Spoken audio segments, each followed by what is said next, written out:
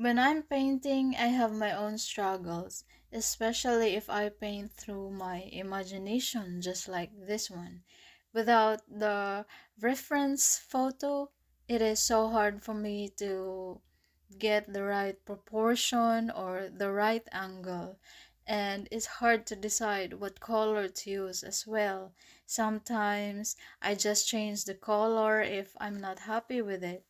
And another thing is the placement of the shadows and the highlights.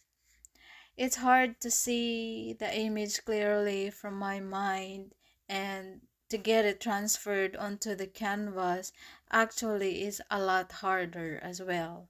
So I was that's because I was so used to painting from a photo that getting something out of my mind and be creative is a lot more difficult for me to do. It's a lot for me to handle. However, I wanted to challenge myself and get my creativity out there little by little.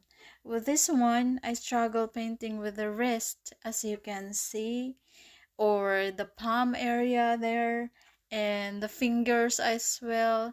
So to take care of that problem, I just decide to just cut off right there where I don't have to paint the fingers.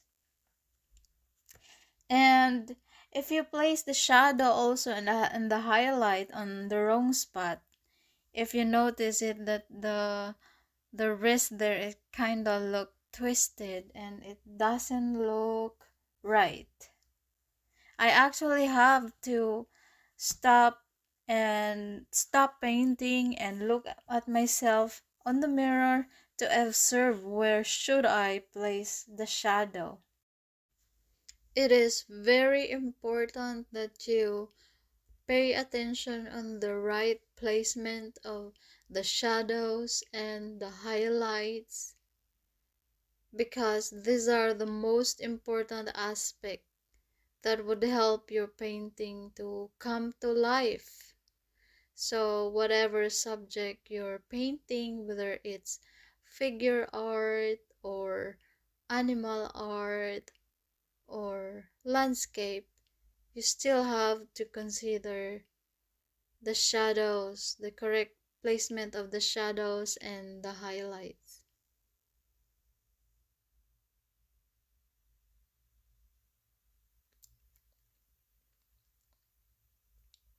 And I would rather recommend painting through a photograph, so you can observe.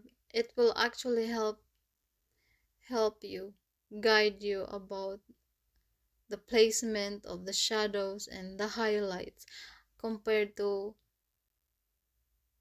just painting from your imagination.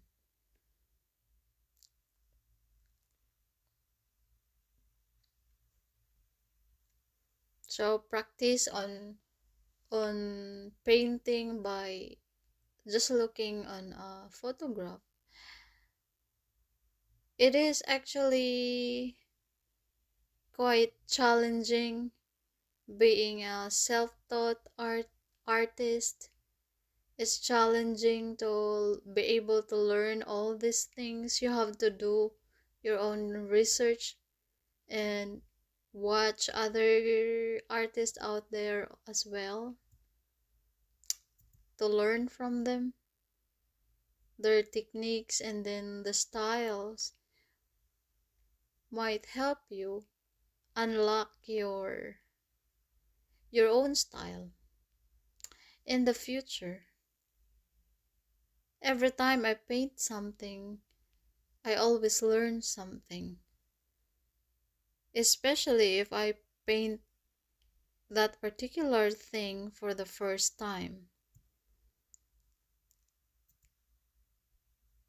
And every painting I did, and whatever my struggle there, it helped me to watch out for the next time and learn from it and find and discover the quickest way to get there and get done with a painting. Anyway, the background here, I tried to be creative and colorful, and I want to have a kind of abstract background, and that's why I came up with that one. However, I'm still having a second thought if that background is actually complementing with my subject. I do not want it to overwhelm my subject and take the joy out of my subject, take the attention. But I wanted the background itself to be colorful. I don't want it to be plain too, like dark or too dark or black, because in the previous years I have painted in the past with a dark background, and for some reason I kind of like it, but people doesn't really like it. Majority of the people, they would rather prefer a painting that has multiple colors in it. I mean, colorful paintings. And I know art is subjective. It depends on.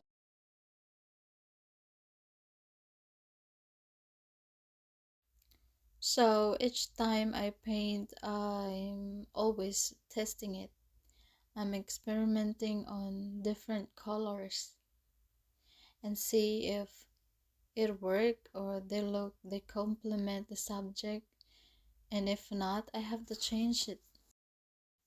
The good thing about it is you can always change it if you don't like it. But anyway, that's just my own opinion, and I know art is subjective and it really depends on whoever sees it. I just see it that way, and hopefully you learn something from me, and thank you for watching my video.